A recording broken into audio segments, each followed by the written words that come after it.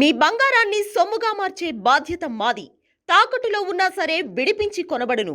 వివరాలకు సంప్రదించండి కొమూరి గోల్డ్, ఆంధ్రప్రదేశ్ మరియు తెలంగాణ. మాధురి గారితో తేల్చుకోవాల్సిన అంశాలు చాలా ఉన్నాయి. మాట్లాడండి. మాధురి గారు ఈ మధ్య సోషల్ మీడియాలో ఒక రేంజ్లో యాక్టివ్ అయ్యారు. మీరు ఇంట్లో ఉప్మా వండినా, పప్పుచారు వండినా, ఏం చేసినా కూడా ఎవ్రీథింగ్ ఈజ్ పిక్చరైజింగ్ సోషల్ మీడియాలో పెడుతున్నారు. ఏంటి ఇది? కావాలని రెచ్చగొట్టేటువంటి ప్రయత్నము, లేకపోతే మౌనంగా ఉండేటువంటి వాళ్ళని గెలుగుతున్నట్లు కదా? అంటే ఎవరిని కలిగినట్టు, ఎవరిని రెచ్చగొడుతున్నట్టు? సాధారణంగా ఏదైనా ఇష్యూ అయినప్పుడు మనం సైలెంట్గా ఉంటే మాట్లాడేవాళ్ళు మాట్లాడుకుంటారు, వెళ్ళిపోతారు. కానీ మీరు కావాలని ఆజ్యం పోస్తున్నట్టు, లేకపోతే ఈ ప్రపంచంలో వేరే ఎవ్వరూ చేయనటువంటి పనిని మాత్రమే చేస్తున్నట్లుగా అనిపించడం లేదా? మీకు అదే అడుగుతున్నాను. పర్సనల్గా ఎవరు చేయనట్టు నేనే చేస్తున్నట్టు మీకు ఎందుకు అనిపిస్తుంది? క్వశ్చన్ అడగాలని. ఎవరు చేయట్లేదా? సోషల్ మీడియాలో ఎవరు వంటలు పోస్ట్ చేయట్లేదా? సోషల్ మీడియాలో ఎవరు ఏం చేయట్లేదా? యూట్యూబ్ ఛానల్స్ పెట్టి ఎవరో చేస్తుంది మీకు అనిపించట్లేదు, మాధురి చేస్తుందే మీకు అనిపించడానికి రీజన్ ఏంటని నేను అడుగుతున్నాను. ఏమో మరి ఈ మధ్య మీరు ఇన్స్టా ఓపెన్ చేసినా, ఎఫ్బి ఓపెన్ ఇన్స్టా నాకు చేసినా, సోషల్ మీడియా మొత్తం మీరే ఉన్నారు, మీరే ట్రెండ్ అవుతున్నారు. అదే నేను ఒక్కదానే ఉన్నాను, ఇంకెవరు సోషల్ మీడియా ట్రెండ్ అవ్వట్లేదా? నాకెందుకు మీరు ఐడెంటిటీ క్రైసిస్ అనేటువంటి ఒక సిండ్రోమ్ తో బాధపడుతున్నారు, లేకపోతే అంత సెలబ్రిటీ వర్షిప్ మొత్తం అంతా నాకే వచ్చేయాలి అన్నట్లు ఫీల్ అవుతున్నారేమో అనిపిస్తోంది. కరెక్ట్ మీ అనిపిస్తుందేమో.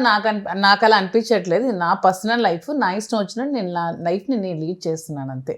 దీనికి ఎవరికి ఎలా అనిపిస్తుంది అనేది అది వాళ్ళ ప్రాబ్లం. నేనైతే ఇది నా పర్సనల్ లైఫ్, నాకంటూ ఒక స్పేస్ ఉంటుంది కదా, నా ప్రైవేట్ లైఫ్ నాకు ఉంటుంది. నా లైఫ్ని నాకు నచ్చినట్టు నేను లీడ్ చేస్తున్నాను. దీనిలో ఎవరిని రెచ్చగొట్టడం కాదు, ఎవరికి ఇంకేది చేయడం కాదు. మీరు అన్నట్టు రైట్. మీకు ఒక ప్రైవేట్ స్పేస్ ఉంటుంది, మీకు ఒక ప్రైవసీ ఉంటుంది. ఖచ్చితంగా నేను దాన్ని గౌరవించి తీరాల్సిందే, నో డౌట్ ఎట్ ఆల్. కానీ మాధురి గారు, మీకు అడిగితే కోపం రావచ్చు, బాధపడవచ్చు, కానీ నేను అడక్క తప్పటం లేదు. ఏడుకొండలు అంటేనే ఆధ్యాత్మికతకు నెలవు. తిరుమల అంటేనే పరమపుణ్య పావన క్షేత్రం. 4 మాడ వీధుల్లోకి సంగతి తర్వాత అలిపిరి దగ్గర నుంచి వెళ్ళేటప్పుడే మనలో భక్తిభావం వెలుస్తుంది. అలాంటి 4 మాడ వీధుల్లోకి వెళ్ళి మీరు రీల్స్ చేశారనేటువంటి దాని మీద మీకు తిరుమల పోలీసులు నోటీసులు కూడా ఇష్యూ చేశారు. I'm asking you very straightly, అంత పవిత్రతను, అంత భక్తి భావ్యాన్ని రీల్స్ కోసం యూజ్ చేసుకోవాలన్నటువంటి ఆలోచన అసలు ఎందుకు వచ్చింది మీకు? అసలు రీల్స్ చేశారు అనే ముందు, క్వశ్చన్ చేసే ముందు, ఈవెన్ ఎవరికైనా సరే, ఏవైనా సోషల్ మీడియా ప్లాట్ఫామ్లో నా రీల్ని మీరు ఎక్కడైనా చూసారా? నేను తిరుమల తిరుపతి దేవస్థానం దగ్గర మాడవీధుల్లో ఒక రీల్ చేసినట్టు మీరు ఏదైనా సోషల్ మీడియాలో చూసారా? ఈవెన్ నా ఇన్స్టాగ్రామ్లో, నా యూట్యూబ్లో. మీరు ఇప్పుడే అన్నారు కదా, మీరు ఉప్మా చేస్తే పోస్ట్ చేస్తున్నారు, మీరు చీర కట్టుకుంటే పోస్ట్ చేస్తున్నారు, మీరు సాంబార్ చేస్తే పోస్ట్ చేస్తున్నారు అన్నారు కదా. సో మరి నేను మాడవీధుల్లో తిరిగింది కూడా నేను పోస్ట్ చేయాలి కదా, మీరు చెప్పినట్టు రీల్ చేస్తే. మీరు అలాంటి రీల్ ఏమైనా సోషల్ మీడియాలో చూసారా? కానీ ఒక 3-4 సెకండ్స్ వీడియో మాత్రం నేను చూసాను. ఏం వీడియో చూసారు? మీరు అలా వాక్ చేస్తున్నట్టు. అలా ఇంకెవరు వాక్ చేయలేదా మాడవీధుల్లో? నిజంగా ఆన్ రికార్డ్ చెప్పండి, మీరు ఏం రీల్స్ చేయలేదా? ఆన్ రికార్డ్ స్వామి సాక్షిగా నేను ఎటువంటి రీల్ కూడా అక్కడ చేయలేదు. అందరి భక్తురాలాగే నేను కూడా వెళ్ళాను. ఇదేమి ఫస్ట్ టైం కాదు. నేను బ్రహ్మోత్సవాలకి ఎవ్రీ ఇయర్ వెళ్తాను. ఎవ్రీ ఇయర్ నేను మీకు కొత్త ఏమో కానీ నేను ఎవ్రీ ఇయర్ మాడవీధుల్లో నేను భరతనాట్యం పెర్ఫామ్ చేశాను, కోలాటం కొంతమంది 100 మంది స్టూడెంట్స్తో పెర్ఫార్మెన్స్లు ఇప్పించాను, నేను చేశాను, మాడవీధుల్లో తిరిగాను. స్వామి చిన్నప్పటి నుంచి నేను భక్తురాల్ని. అన్నమాచార్య కీర్తనలు పాడుకొని స్వామి నామస్మరణతో అన్నమాచార్య కీర్తన డ్యాన్సులు నేర్పిస్తూ పెరిగిన అమ్మాయిని నేను. సో అవన్నీ వాళ్ళు అనవసరంగా నా మీద సోషల్ మీడియాలో ట్రోల్స్ చేస్తూ నా మీద అనవసరంగా పెట్టిన కేసులు మాత్రమే. తిరుమాడ వీధుల్లో మీరు ఎలాంటి రచ్చ చేయకపోతే, తిరుమాడ వీధుల్లో మీరు ఎలాంటి రీల్స్ చేయకపోతే కేసు ఎందుకు పెడతారు? మిగతా వాళ్ళు ఎవరు లేరా? అది కూడా చెప్పండి. ఏ రోజు మనం వెళ్ళాము, ఏ రోజు కేసు పెట్టారు? మేము 7వ తారీఖు వెళ్తే 10వ తారీఖు కేసు పెట్టారు సార్. నేను కూడా ఒకటి చెప్పాలి ఇక్కడ. నేనే వెళ్ళాము, నేను మాధురి కలిసి వెళ్ళాం. అయితే వెళ్ళిన దారిలో మాకు మీలాగా మీరు చెప్పినట్టు నేను చెప్తా, తిరుపతి అని బయలుదేరే దగ్గర నుంచి మళ్ళీ రిటర్న్ వచ్చే వరకు చాలా భక్తితో ఉంటాం. ఎందుకంటే మా ఇంట్లో మా 4 అన్నదమ్ములకి శ్రీనివాస్, శ్రీకాంత్, శ్రీధర్, శ్రీహరి అన్ని వెంకటేశ్వర స్వామి నామాలు మా పేర్లు పెట్టుకుని స్వామిని ఆరాధిస్తూకుని బ్రతికే జీవితాలు మాది. స్వామి అంటే ఎంత భయభక్తులు, ఎంత భక్తి ప్రదర్శిస్తాం అన్నది మాకు తెలుసు, స్వామికి సాక్ష్యం. నేను ఆ తిరుపతి వెళ్ళేదానిలో మేము దర్శనం చేసుకొని అందరిలాగే వచ్చాం తప్ప ఎక్కడ రీల్స్ తీయడం కానీ ఫోటోషూట్లు చేయటం కానీ జరగలేదు. ఒకవేళ మా మీద 7వ తారీఖు మేము తిరుపతి వెళ్తే 10వ తారీఖు పెట్టారంటే అర్థం ఏంటి? ఇందులో రాజకీయ ఆలోచన లేదా? ఒకవేళ 10వ తారీఖున పెట్టుంటే ఈ రోజు కూడా నేను అడుగుతున్నా, మేము మాడవీధుల్లో షూట్స్ చేసినట్టు కానీ రీల్స్ చేసినట్టు కానీ ఒక ఎవిడెన్స్ చూపించమనండి. ఒక ఎవిడెన్స్. అక్కడ సర్వేలెన్స్ కెమెరాస్ ఉంటాయి కదా, తిరుపతిలో నేను అడుగు పెట్టిన దగ్గర నుంచి బయటకు వెళ్ళే వరకు కూడా సర్వేలెన్స్ తీయమనండి. నేను కూడా ఏ సర్వేలెన్స్ కెమెరాలను కానీ మేము షూట్ చేసామని ఉంటే మా ఇద్దరికి శిక్ష చేయమని. నేను కూడా మాధురి గారి సోషల్ మీడియా అకౌంట్ మొత్తం తరోగా చెక్ చేశాను. నాకు ఎక్కడ తిరుమాడ వీధుల్లో ఒక రీల్ చేసినట్టు కనిపించలేదు. On record I'm saying. Me social మీడియాలో కూడా చూశాను, మీ ఫ్యాన్ సోషల్ మీడియాలో చూశాను, ఎక్కడా రీల్ లేకపోయినప్పటికీ మీరు రీల్స్ చేసినట్టు కేసు పెట్టారు అంటే బయటకు కనపడినటువంటి ఏదో ఒక వీడియో పోలీసుల దగ్గర ఉందేమో, టీటీడీ విజిలెన్స్ దగ్గర ఉందేమో. పెట్టమనండి. ఎందుకు కోర్టులో పెట్టాలి కదా. ఇప్పుడు నేను ఒకటే అంటున్నాను సార్, అసలు మీరు ఎందుకు కేసు పెట్టారో మాకు చెప్పాలి. నంబర్ 1, కేసు పెట్టేటప్పుడు ఏ సాక్ష్యాధారాలతో పెట్టారో కూడా చెప్పాలి. పెట్టేటప్పుడు రేపు కోర్టులో ప్రవేశపెడతారు. మేము న్యాయస్థానానికి వెళ్తాము, న్యాయస్థానంలో మా సమస్య పరిష్కారం అవుతుంది. ఆ వెంకటేశ్వర స్వామి ఉన్నారు, తప్పకుండా మాకు న్యాయం జరుగుతుంది మా మీద పెట్టినటువంటి అపవాదికి. కానీ మా మీద కేసు పెట్టేటటువంటి వాళ్ళకి మేము అడుగుతుంది సూటి ప్రశ్న ఏంటంటే ఎవిడెన్స్ ఇవ్వండి, అట్లీస్ట్ ఎవిడెన్స్ ఇవ్వండి. కోర్టులో పెట్టాలి కదా రేపొద్దున. లేదు కోర్టులో పెట్టకూడదు, పెట్టేలోపు మీ దగ్గర ఏ సాక్ష్యాలు ఉన్నాయో మాకు పెట్టండి, చూపించండి. మీ శిక్షకు మేము పాత్రలు అవుతాం. మీరు ఏ శిక్ష వేస్తే ఆ శిక్షకు మేము సిద్ధంగా ఉంటాం, నాతో కలిపి. మేము వెళ్తే మీడియా వాళ్ళు వచ్చి మమ్మల్ని వెంబడించారు. నేను మాట్లాడకూడదు, ఇది దైవక్షేత్రం, ఇక్కడ మాట్లాడటానికి వీల్లేదని ఎంత ఖండిస్తున్నా సరే మా వెనకాల పడ్డారు. మాధురి వెనకాల కూడా పడ్డారు. మీరు వివాహం చేసుకున్నారంట, ఫోటోలు తీసుకున్నారంట, లేనిపోని అడిగారు. అది ఏమీ జరగలేదని క్లారిటీగా చెప్పాను. అప్పుడే డిఎస్పీ గారు వచ్చి మీడియా వాళ్ళని మీరు ఇక్కడ ఇలాంటి మాటలు మాట్లాడకూడదు, దయచేసి వెళ్ళిపోండి అని డిఎస్పీ గారు చెప్పారు. చెప్పి మాకు కూడా చెప్పారు, మాధురికి మీరు అక్కడ కూర్చోండి అమ్మా అని చెప్పారు. స్వామివారు బ్రహ్మోత్సవాల్లో రావటం జరిగింది. వారిని చూసుకుంటా దర్శించుకుంటా మేము రూమ్కి వెళ్ళిపోయినాం. అది జరిగింది. నేను అన్నది ఏంటంటే మీరు పెట్టినటువంటి తప్పుడు కేసుకి ఈ క్షణం కూడా మీ ఛానల్ ద్వారా నేను అడుగుతున్నాను, దమ్ముంటే ఎవిడెన్సెస్ పెట్టండి, ఎవిడెన్సెస్ పెట్టి మాకు శిక్షించండి. కానీ ప్రజల నమ్మకం, కోటాను కోట్ల మంది ప్రజల నమ్మకం పైన తిరుపతి అనేటటువంటి ఒక దైవం, ఒక గొప్ప క్షేత్రాన్ని రాజకీయాల్లోకి లాక్కండి. సుప్రీంకోర్టు కూడా లాగి లంపకాయ కొట్టింది. మీ రాజకీయాల్లోకి దయచేసి దేవుణ్ణి తీసుకురాకండి, పాలిటిక్స్లోకి దేవుణ్ణి ప్రస్తావన తీసుకురాకండి అని కూడా సుప్రీంకోర్టు శుతిమెత్తగా చెప్పింది. దాని అర్థం ఎవరు? తిరుపతి లడ్డు వ్యవహారంలో కూడా తిరుపతి లడ్డు వ్యవహారం తీసుకొచ్చారు, దానిలో నిజంగా ఆధారాలు ఉన్నాయా? ఆ రకంగానే నెయ్యి వెళ్ళినటువంటి ట్యాంకర్లు అసలు వెళ్ళాయి అక్కడికి. చంద్రబాబు నాయుడు టైంలో 14 ట్యాంక్స్, వైసీపీ టైంలో సుమారు 14-15 ట్యాంక్స్ తిరిగి పంపించేసినారు కదా. ఒకవేళ అందులో ఏమైనా తేడా ఉంటే ట్యాంక్సే వెళ్ళన్నది నెయ్యి ఆ లడ్డు కలుషితమని ఎలా మాట్లాడారు చంద్రబాబు నాయుడు బాధ్యత గల ఒక వ్యక్తి?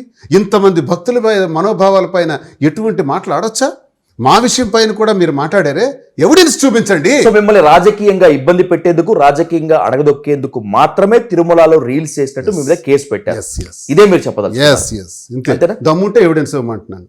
మాది తప్పు అయితే ఎవిడెన్స్ ఇవ్వమని ఇప్పుడు కూటమి ప్రభుత్వాన్ని నేను అడుగుతున్నాను, లేదా పోలీసు వారు కూడా అడుగుతున్నాను. రైట్, మాధురి గారు మీరు కూడా ఇదే మాట మీద ఉంటారా? నేను కూడా ఇదే మాట మీద ఉంటాను.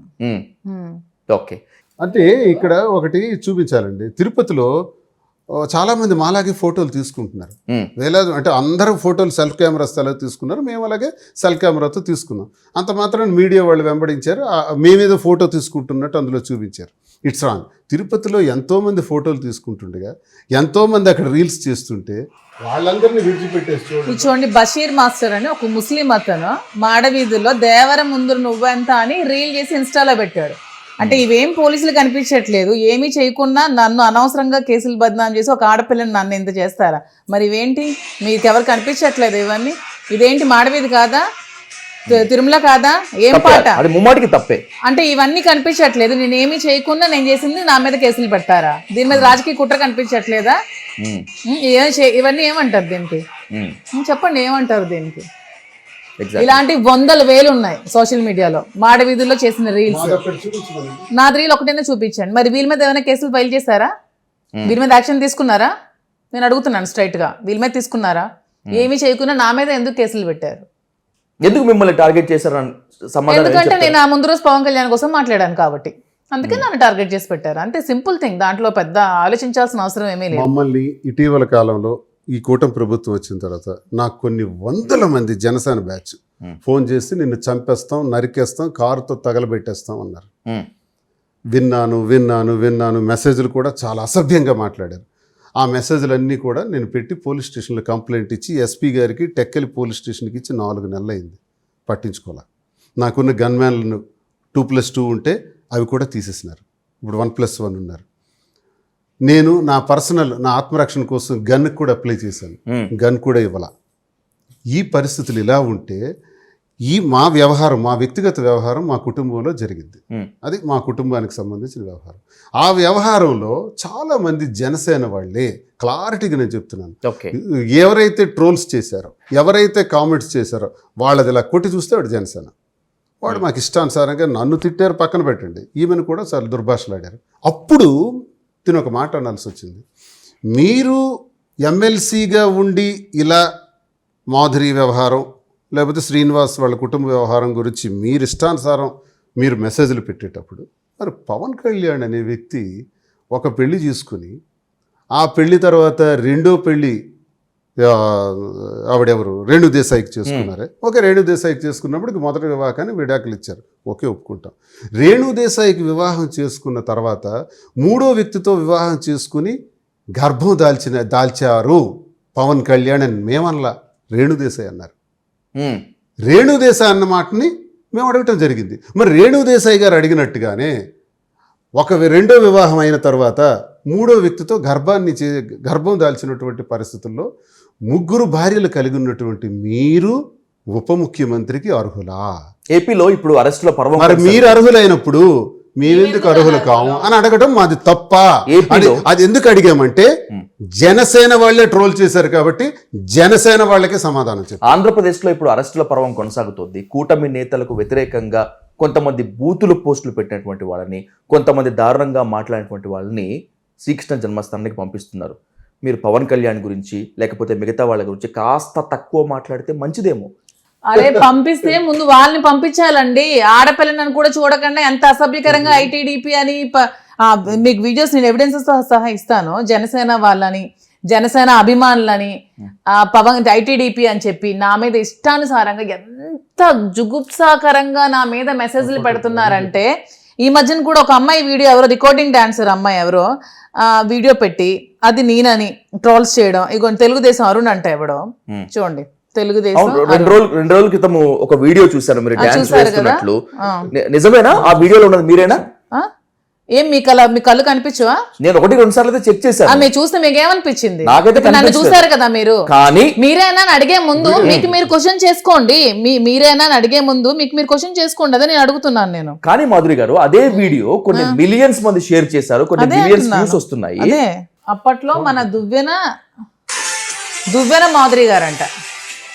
ఏం పోయే కాలాలండి వీళ్ళకి. కామెంట్స్ చూడండి కింద. టీడీపీ ఫెలోస్, ఆ టీడీపీ గాళ్ళకే అడుగుతున్నాను, ఈమె మాధురివా?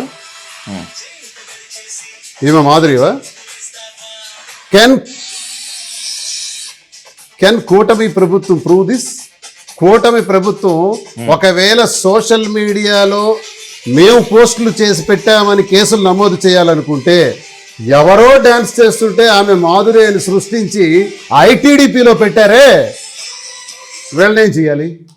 వీళ్ళపైన ఇప్పుడు ఈ ఐటీడీపీ వాళ్ళు పెట్టారు, వీళ్ళపైన కేసు కడుతుందా కూటమి ప్రభుత్వం? ఇప్పుడు వాళ్ళు ఏం చెప్పారు, మా పార్టీకి చెందిన వాళ్ళు సోషల్ మీడియాలో ట్రోల్స్ చేసినా మేము కేసులు కడతామన్నారు కదా. టెక్కల్లో జనసేన ఫ్యాన్స్ అని చెప్పుకొని గంజాయి తాక్కునే వెధవలు, అంటే 500 రూపాయలు కక్కుతి పడే వెధవలు మేము పవన్ కళ్యాణ్ ఫ్యాన్స్ అని చెప్పుకొని, అంటే పవన్ కళ్యాణ్ వీళ్ళ నాయకుడు ఇదేనా నేర్పిస్తున్నాడు అండి? ఎంత అసభ్యకంగా నా మీద వీడియో యూట్యూబ్ లో పోస్ట్ చేసి పెడుతున్నారు. వాళ్ళ మీద యాక్షన్ తీసుకోమనండి. ఫస్ట్ మహిళను గౌరవిస్తామని చెప్తున్నారు కదా చంద్రబాబు నాయుడు గారు, పవన్ కళ్యాణ్ గారు. మహిళను గౌరవిస్తే మరి మా మీద మాకు ఇలా అంటుంటే వీరికి ఎవరు రెస్పాన్సిబిలిటీ? ముందు వీరి మీద కూడా యాక్షన్ తీసుకోమనండి. సోషల్ మీడియాలో ఎవరు రెచ్చిపోయినా కూడా ఎమ్మెల్సీగా సహించేది కేసు ఫైల్ చేస్తాను, తీసుకోమనండి.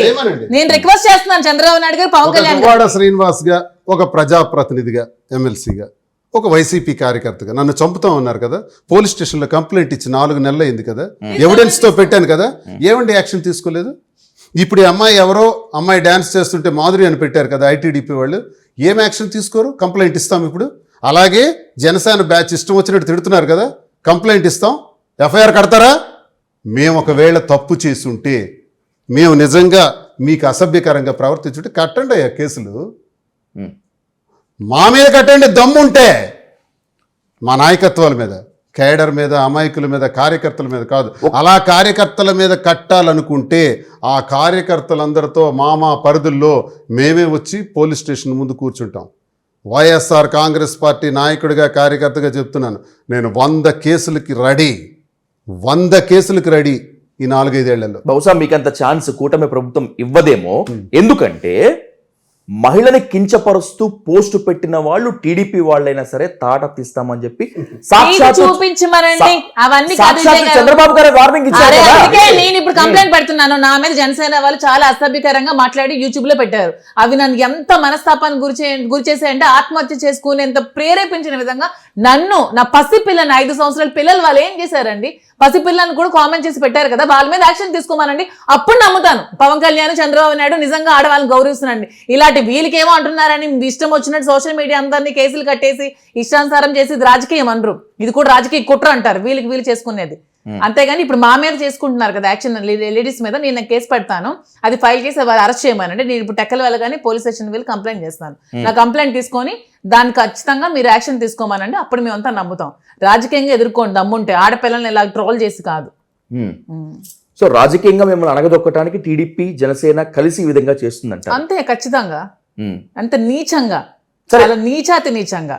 మాధురి గారు, వాళ్ళ ఇంట్లో ఆడవాళ్ళు, వాళ్ళ ఇంట్లో మరి వాళ్ళకి మన కన్నది ఒకడు కామెంట్ పెడతాడు కదా, వాడి కన్నది ఆడది, వాడు పెళ్లి చేసుకుంటే వాడితో వచ్చేది ఒక ఆడది, వాడికి తోబొట్టు ఒక ఆడది, వాడికి పుట్టే పిల్ల ఆడది. ఒక ఆడపిల్ల మీద కామెంట్ చేసేటప్పుడు ఎవరికైనా చేతులు ఎలా వస్తాయి? పవన్ కళ్యాణ్ తన కుటుంబ సభ్యుల గురించి మాట్లాడాడు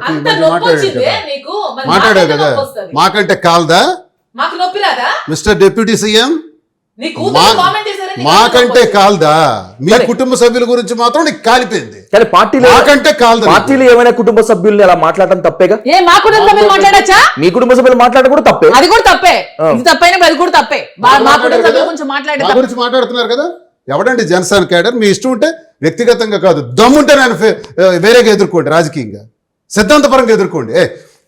ఎస్, నేను ఎమ్మెల్సీ, అధికార పార్టీలో 5 ఏళ్ళు ఉన్నాం. నేనేమైనా అవినీతి చేశానా? భూదందాలు చేశానా? లేకపోతే ఎక్కడైనా అక్రమ ఆస్తులు సంపాదించానా? అధికార దుర్వినియోగం చేశానా? చేయి, రికార్డ్స్ తీయండి. దమ్ముంటే అధికారంలో మీరున్నారు, మేము తప్పు చేస్తుంటే మాకు లోపలయ్యండి, కేసులు కట్టండి. అది ఎదుర్కోవడం అంటే. అంతేకాని వ్యక్తిగత విషయాల్లో తలదూర్చడం మీకు ఉంటాయి. వ్యక్తిగత విషయాలు నా షర్ట్ ఇప్పాను కాబట్టి నా మచ్చలు తెలిసాయి. అయినా నేను ఒప్పుకుంటున్నాను ధైర్యంగా, మాధురి నేనేం చేస్తున్నాము, మా కుటుంబాన్ని ఎలా చూసుకుంటున్నాము, మా పిల్లల్ని ఎలా చూసుకుంటున్నాము, పూసగుచ్చినట్టు చెప్పాం. మీకు దమ్ముందా? మీ షర్ట్లు కూడా ఇప్పానంటే, మీ షర్ట్లు కూడా ఇప్పితే మీ పుట్టుమచ్చలు కూడా తెలుస్తాయి. ఒక్కొక్కటి చరిత్రలు మేము తీయగలం. ఇప్పటివరకు మీరు మాట్లాడింది మొత్తం అంతా కూడా ఒక కార్యకర్త వచ్చి చాలా హ్యాపీగా ఫీల్ అవుతున్నారు. అమ్మ వాణి పీడ మాకు వదిలింది, ఇంటికి వెళ్తే చాలా నీచంగా మాట్లాడేది, కనీసం మంచినీళ్ళు కూడా సీరియస్లీ సీరియస్లీ నిజం, ఇట్స్ ట్రూ. మా ఇంటికి వచ్చి కెమెరా పెట్టి ఉండండి, ఒక 10 days కంటిన్యూస్ గా ఉండండి. కార్యకర్తలు వస్తే మీరు ఎవరో తెలియకున్నా మాట్లాడండి, ఎలాంటి టార్చర్ అనుభవించారో వాళ్ళు చూసారు. లిటరల్లీ వాళ్ళు ఏమంటున్నారంటే, అమ్మ మేము చాలా హ్యాపీగా ఉన్నాం, ఇంటికి వెళ్తే మంచినీళ్ళు ఇచ్చేది కాదు, దుర్భాషలాడేది, ఇష్టం వచ్చినట్టు తిట్టేది, మేము వెళ్ళాలంటే భయపడుతూ వెళ్ళేవాళ్ళం ఇంటికి, ఇప్పుడు చాలా హ్యాపీగా ఉంది, మేము చాలా సంతోషంగా ఉన్నాం. మాట్లాడుతుంటే హ్యాపీగా అనిపిస్తుంది. శ్రీనివాస్ గారు ఫోన్లో ఇన్ని రోజులకి హ్యాపీగా ఉన్నారని వీళ్ళు గ్రహించారని నాకు కూడా హ్యాపీగా అనిపిస్తుంది. దువ్వాడ శ్రీనివాస్ గారి దగ్గర పవర్ పోయిన తర్వాత, దువ్వాడ శ్రీనివాస్ గారి దగ్గర డబ్బులు పోయిన తర్వాత, దువ్వాడ శ్రీనివాస్ గారి దగ్గర స్టేటస్ పోయిన తర్వాత దివ్వెల మాధురి ఎక్కడ ఉంటుందో చూసుకోండి. సోషల్ మీడియా కామెంట్లు మాత్రమే కాదు, ఇది కూడా వాణి గారి పోయి 3 నెలలు అయిందిగా. 3 నెలలు అయిందా? 4 నెలలు అయిందా? 4 నెలలు అయిందిగా. బ్యాంక్ బ్యాలెన్స్ ఇంకా ఉందేమో ఆయన దగ్గర. మేము చూపించమనండి ఉంటే. అదే ఉందేమో, ఎదురుగా ఉన్నారు, అడగమనండి, బ్యాంక్ స్టేట్మెంట్స్ తీసుకోండి. నాకు మంచి విలువైన మైనింగ్ క్వారీ ఉండేది, అచ్చెన్నాయుడు ఆపేసినాడు. అవును, కరెక్ట్గా రిజల్ట్ 4వ తారీఖు వచ్చింది కదా, జూన్ 4వ తారీఖు సాయంత్రం అయిపోయింది. 40 కోట్లు ఆ క్వారీ వల్ల లాస్. నేను కొన్ని ట్రాన్స్పోర్ట్స్ చేశాను, ఆ బిల్స్ ఆపేసినాడు, అదొక 11 కోట్లు. మొత్తం అన్నీ పోయి నిల్ బ్యాలెన్స్తో అప్పులతో ఉన్నాను. గట్టిగా చెప్పుకోవాలనుకుంటే ఈరోజు దువ్వాడ శ్రీనివాస్కి భోజనం పెట్టేవాడు కూడా ఉన్నాడు. ఇంటి నుంచి గెంటి వేయబడిన తర్వాత ఇంటిలో అవకాశం లేనప్పుడు మా అమ్మ దగ్గర వెళ్ళి 1 year ఉన్న తర్వాత ఏదో ఒక నివాసం ఇప్పుడు ఏర్పాటు చేసుకుని ఉన్న తర్వాత ఎలా ఉన్నావని అడిగేవాళ్ళు కానీ ఆ సమయానికి భోజనం పెట్టేవాళ్ళు కానీ లేరు. ఈ టైంలో నా దగ్గర ఏముందని మాధురి నా దగ్గర ఉండాలి. అదే ఇప్పుడు మాధురి గారు చూపిస్తున్నటువంటి ప్రేమ, ఆప్యాయత, ఆ ఎఫెక్షన్ మొత్తం అంతా జీవితాంతం కలకాలం ఉంటుందని చెప్పి మీరు నమ్ముతున్నారు. సార్ దేనికైనా టైం నిర్ణయిస్తుంది సార్. మీరు ఈ మాట మీరు అన్నది ట్రోలర్స్ అన్నది నిజమై ఉంటే టైమే చెప్తుంది. అన్నింటికీ సమాధానం మనం చెప్పేలేం. చాలా ప్రశ్నలకు సమాధానం కాలమే చెప్తుంది. మా మధ్య ఏ అవగాహన ఉందో, మేము ఏ నిర్ణయంతో ఏ స్థితిలో ఈ నిర్ణయం తీసుకున్నామో, ఎటువంటి ఆలోచనతో ఉన్నామో మా ఇద్దరు హృదయాలకు తెలుసు, భగవంతుడికి తెలుసు. దీనికి కాలమే నిర్ణయిస్తుంది. అంతేకాని ఒకళ్ళనొకళ్ళు చంపుకుంటాం, నన్ను చంపేస్తుంది, నన్ను పక్కన పెట్టేస్తుంది అని చాలామంది ఈ రకమైన వ్యాఖ్యానాలు చేస్తున్నారు. అవన్నీ తప్పని నేను ఖండిస్తున్నాను. నాకు పర్సనల్గా ఒక క్వశ్చన్ ఉంది. అంటే ఎవరైనా కూడా ఇంత రచ్చ జరిగిన తర్వాత, ఇంత హడావిడి జరిగిన తర్వాత ప్రజల్లోకి ఏం వెళ్తాంలే అని చెప్పి ఇంట్లో కూర్చుంటారు. కానీ మీరు మాత్రం చాలా హ్యాపీగా, దర్జాగా ఎవరి సమస్య ఉంటే వాళ్ళ దగ్గరికి వెళ్ళిపోతున్నారు, నేనున్నానని భరోసా ఇస్తున్నారు, మాట్లాడుతున్నారు. అది యాక్టింగో లేకపోతే ఇంకేదో తెలియదు, కానీ వాళ్ళు ప్రజలు కూడా మిమ్మల్ని అదే స్థాయిలో హ్యాపీగా రిసీవ్ చేసుకుంటున్నారు. ఏం చేద్దామని మీ పొలిటికల్ మోటో ఏంటి అసలు? నాకు మీ ఇద్దరు పొలిటికల్ మోటో ఏంటి? ముఖ్యంగా నేను ఒకటి చెప్తానండి, తప్పు చేసేవాడు భయపడతాడు. నేను ఒకటే చెప్పాను, మా ఇంట్లో జరుగుతున్నటువంటి రెండేళ్ల నుంచి జరుగుతున్నటువంటి గొడవకి, ఈ గొడవల్లో మా ఇద్దరి మధ్య జరిగిన స్నేహానికి, ఆ స్నేహంలో మేము తీసుకున్నటువంటి నిర్ణయానికి వాణి ఇంటి మీద దాడి చేసేటప్పుడు మీలాంటి మీడియా అందరూ వచ్చి అడిగేటప్పుడు నేనేం చేయాలి అని ఆలోచిస్తే నాకు ఒకటే అనిపించింది, వాస్తవాలే చెబుతా ప్రజలకి. మంచి అయితే మంచిగా అనుకుంటారు, చెడు అయితే చెడుగా అనుకుంటారు.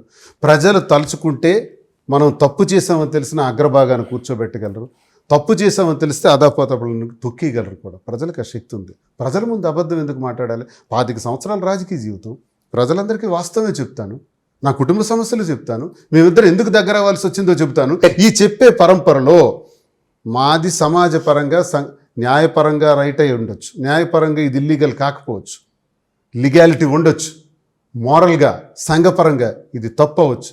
తప్పు అని మాకు తెలిసినా మాకు తప్పని పరిస్థితుల్లో ఈ నిర్ణయం తీసుకున్నాం. ప్రజలారా మీరే క్షమించండి, మీరే మన్నించండి, మీరే దారి చూపించండి అని ప్రజలందరినీ కోరుతూ ప్రజల్లోకి వెళుతున్నాము. ప్రజలకు ఎందుకు వెళ్తున్నామంటే మా దైనందిన జీవితంలో నా లైఫే రాజకీయాల కోసం అంకితమైంది, ప్రజల కోసం అంకితమైంది. ఎక్కడికి వెళ్ళిపోమంటారు? మా పర్సనల్ ప్రాబ్లం ఉంది, ఓకే, 2 నెలలు 3 నెలలు 6 నెలలు 1 సంవత్సరం తర్వాత మా దైనందిన జీవితం విడిచిపెట్టేయమంటారా? మనం ప్రజల్లోకి వెళ్ళొద్దు అంటారా? నా 25 ఏళ్ల అనుభవం ఎక్కడ దాచేయాలి? ఏ సముద్రంలో కలిపేయాలి? కొన్ని రోజుల తర్వాత దువ్వాడ శ్రీనివాస్ మన కళ్ళ ముందు ఉండరు. ఎందుకు అంటే దివ్వెల మాధురి దువ్వాడ శ్రీనివాస్ గారికి ప్రేమ ముసుగులో విషయాన్ని సిద్ధం చేస్తోంది. ఇంకా క్లియర్ కట్గా చెప్పాలి అంటే దువ్వాడ శ్రీనివాస్ గారి మర్డర్కు దివ్వెల మాధురి స్కెచ్ వేస్తోంది. ఇది సోషల్ మీడియాలో ఎవరో తలా తోక లేని వాడు మాట్లాడుతున్నమాట. నన్ను అడగలేదు, నేను అదే చెప్తున్నా. స్కెచ్ కి మీకు ఏమైనా హెల్ప్ అడిగానా? స్కెచ్ మీరు ఏమైనా వేసారా? ఇది సాక్షాత్తు దువ్వాడ శ్రీనివాస్ గారి భార్య వాణి గారు. వాణి అన్నదా? ఎగ్జాక్ట్లీ. మరి సరే, వాణి అన్నింది కదా అప్పుడు మా ఇంటి దగ్గర 1 month ఉన్నప్పుడు మాధురి వల్ల శ్రీనివాస్ గారికి ప్రమాదం ఉంది, మాధురి చంపేస్తుంది అని. మరి ఇల్లు నా పేరు రాశాక శ్రీనివాస్ గారిని వదిలి ఎందుకు వెళ్ళిపోయింది? అక్కడే ఉండొచ్చు కదా, శ్రీనివాస్ గారిని తీసుకొని వెళ్ళిపోవచ్చు కదా, మాధురి చంపేస్తుంది అంటే. నేను నా పోరాటం ఆపను, ఎట్టి పరిస్థితుల్లో వెనక్కి తగ్గని చెప్తూనే ఉన్నాను. మరి ఇంటి నుంచి వెళ్ళిపోయింది, మరి ఇప్పుడు చంపేస్తే అప్పుడు ఇంటి దగ్గర ఏముంది? అప్పుడు ఇంటి దగ్గర ఏమనింది? మాధురి చంపేస్తుంది శ్రీనివాస్ గారిని, అందుకే ఇక్కడ ఉన్నాను, మాధురి పైనే ఉంది, ప్లీజ్ తీసుకురండి అని పోలీసులు రిక్వెస్ట్ చేసింది కదా. మరి ఇప్పుడు పైనే ఉంటున్నాను, కలిసి ఉంటున్నాను, మరి ఇప్పుడు ఎందుకు పోలీసులు రిక్వెస్ట్ చేయట్లేదు? మాధురి వల్ల తనకి థ్రెట్ ఉంది అని ఇల్లు రాసిన తర్వాత వెంటనే వెళ్ళిపోయింది కదా. ఆమెకి కావాల్సింది ఆస్తి, అధికారం. ఆస్తి తీసుకెళ్ళిపోయింది, అధికారం తీసుకెళ్ళలేకపోయింది, ఎందుకంటే ఇప్పుడు అధికారంలో మేము లేం కాబట్టి ఆస్తి తీసుకుపోయింది. ఇంకా అతనికంటే ఏమీ లేదు, 0. సో ఇప్పుడు అతని దగ్గర లాక్కోవడానికి కూడా ఏమీ లేదు ఆమె అన్నట్టు. I'm sorry to ask this, మీ క్రిమినల్ నేచర్ తెలియకనే, మీ సైకాలజీ నేచర్ తెలియకనే వాణి గారు కామెంట్ చేశారు అనుకోవచ్చా? ఒక ఆరోపణ చేశారు అనుకోవచ్చా? నా క్రిమినల్ నేచర్ మీరు ఏమైనా నా మీద కేసులు ఏమైనా స్టడీ చేస్తారా సైకాలజీ క్రిమినల్ నేచర్ అంటున్నారు. తను మాట్లాడుతున్నటువంటి మాట, తను తను వందల వేలు చేసినటువంటి ఆరోపణ అలాగే మాట్లాడుతుంది. తను ఉంది. కొంచెం సైక్రాటిక్ డిజార్డర్, మెంటలీ డిజార్డర్ తను. అందుకే కదా మరి తను కదా ఇతను. భర్తే కావాలని వచ్చుంటే ఈ గొడవే ఉండకపోయిండేది. కానీ టెక్కల్లో ఉండకూడదు, నువ్వు ఎమ్మెల్సీగా ఉండకూడదు, నువ్వు ఈ పార్టీలో ఉండకూడదు, నాకు ఈ ఇల్లు రాసేయి, నువ్వు ఎక్కడికైనా పోవాలి, మాధురితో ఎక్కడైనా ఉండు, ఒక భార్య అనాల్సిన మాటలు ఇవి. తాను ఏం అడగాలి? ఇవన్నీ నాకొద్దు, నా భర్తే నాకు ముఖ్యం అని అనుకుంటే ఈ గొడవ నిమిషంలో క్లియర్ అవుద్ది. ఆమె ఇంట్లో ఆమె ఉండేది, నా ఇంట్లో నేను ఉండేవాడిని. ఒక దశలో మీకోసం బాగానే పోరాటం చేశారు తను, కానీ మీరిద్దరు ఎక్కడ లొంగలేదు కాబట్టి తను అసెట్స్ మీద కాన్సన్ట్రేషన్ చేశారు, పట్టుబట్టారు ఆస్తుల కోసం అని చెప్పి ఒక కామెంట్ ఉంది. అదే వాస్తవం. ఆస్తుల కోసం పోరాటం కాబట్టే ఈ గొడవ ఇలా మారింది. అధికారం కోసం పోరాటం కాబట్టే ఈ గొడవ ఇలా మారింది. అధికారం కోసం ఇప్పుడు కాదండి, మీకు ఈరోజు కొత్తది. 22వ సంవత్సరం నుంచే ఈ గొడవ ఉంది. 23వ సంవత్సరం ఏప్రిల్ 19న పోర్టు ప్రారంభోత్సవం దినం నాడే నా టికెట్ కూడా అనౌన్స్ చేశారు జగన్మోహన్ రెడ్డి గారు. ఆ తర్వాత అధిష్టానం వద్దకెళ్ళి ఆ టికెట్ నాకు కావాలని డిమాండ్ పెట్టింది. అప్పుడు నేను అధిష్టానాన్ని రిక్వెస్ట్ చేసి ఆమెకే ఆ టికెట్ ఇచ్చేయండి అని చెప్పి ఇప్పించాను.